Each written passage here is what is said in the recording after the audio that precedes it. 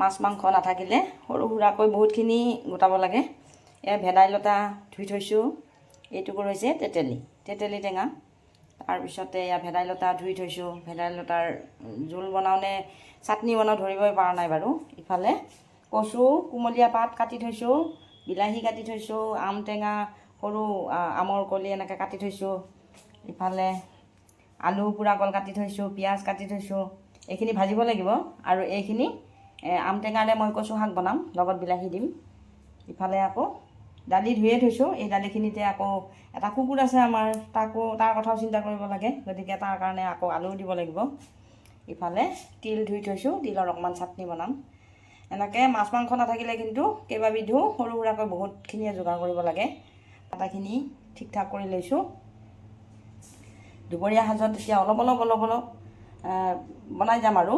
মানুহ বেছি নাই যদিও যেনেকৈ তেনেকৈ খাবই নিবিচাৰে সিহঁতে, আৰু সেইকাৰণে এইবিলাক কৰি থাকোঁ আৰু। এনেকুৱা তিলৰ চাটনি থাকিলে খুব সুন্দৰ। এয়া তিল অকণমান ভাজি ল'লে ভাল হ'ব বাৰু, মই ধুই থৈছোঁ। এইখিনি অকণমান ভাজি ল'ম, লৈ পেলাই ইয়াতে আদা নহৰু নিমখ অলপ জলকীয়া অলপ কেতিয়াবা জালুকো দিওঁ, এনেকৈ অলপমান চাটনি বনাই থ'ম। বা গুড়ি কৰিও থ'ব পাৰি, গুড়ি কৰি থ'লেতো বটলত থৈ দিলেতো কেইদিনমান খাব পাৰি আৰু চাটনি বনালে ধৰক ইমান দিন নাযায় আৰু। চাটনি বনালে ফ্ৰিজত থ'লেও বহুত বেছি দিন নাৰাখোঁ বাৰু। আজিকালি ল'ৰা ছোৱালীয়ে শাক পাচলিনো ক'ত খাব বিচাৰে আৰু। ভাত ৰান্ধোতে তৰকাৰীখিনি যদি ভালদৰে কাটি কুটি লৈ ধুনীয়াকৈ বনোৱাও হয়, বাচি কেইটামান তৰকাৰীহে খায়, গোটেইবিলাক তৰকাৰী নাখায়ে।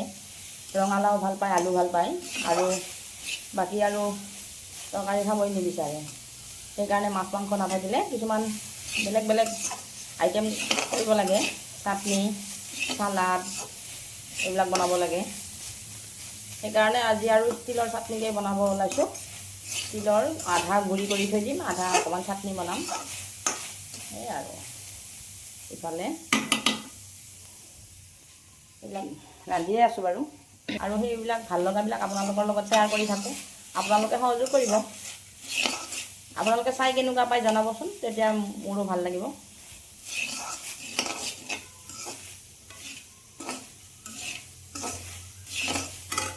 সেয়াই আৰু ল'ৰা ছোৱালীয়ে যি খাই ভাল পায় তাকে বনাওঁ।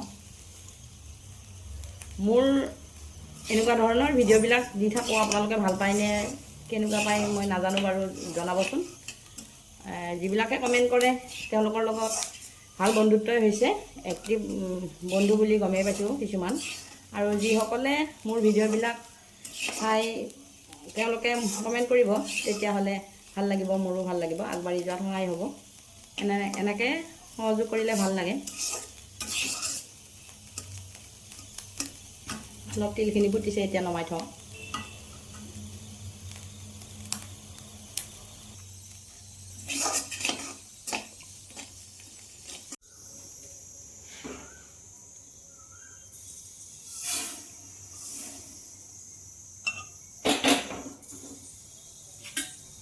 এইখিনি অকণমান ঠাণ্ডা হওক, মিক্সিত এইখিনি খুন্দিব লাগিব।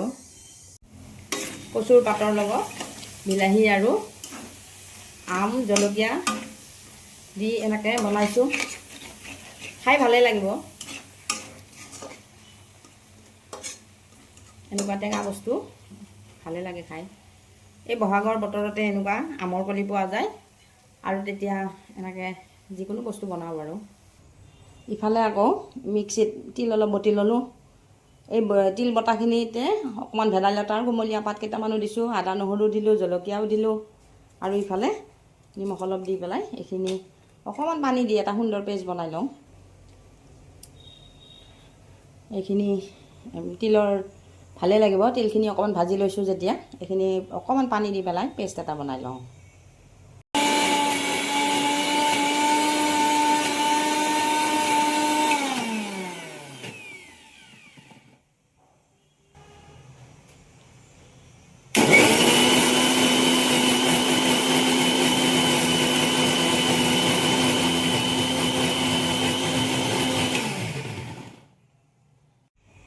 এই কচুৰ পাত আম আৰু বিলাহীৰে যিখন জ্বলাকৈ বনাইছোঁ এইখন অকণমান টেষ্ট কৰি চাইছোঁ, ইমান সুন্দৰ হৈছে। ভাত সাজ খাবৰ কাৰণে খুব সুন্দৰ হ'ব। এইখিনি খুব ধুনীয়া হৈছে। ইফালে ভেদাইলতা তিলৰ চাটনি, আৰু এনেকুৱা থাকিলে মাছ মাংসৰ কোনো প্ৰয়োজনেই নাই। মই মাছ মাংস নাথাকিলে প্ৰায় এনেকুৱা ধৰণৰ বস্তুৱে বনাওঁ। ইফালে দালিখনো সুন্দৰকৈ তেল মাৰিছোঁ, ভাজিও বহালোঁ। এনেকুৱা ধৰণৰ বস্তু আপোনালোকে খাই ভাল পায় নেকি জনাবচোন, ভাল লাগিব। কিছুমান বস্তু শ্বেয়াৰ কৰিলেও নজনা কথাও শিকিব পাৰি। আজি এনেকৈয়ে মোৰ ভাত সাজ বনালোঁ।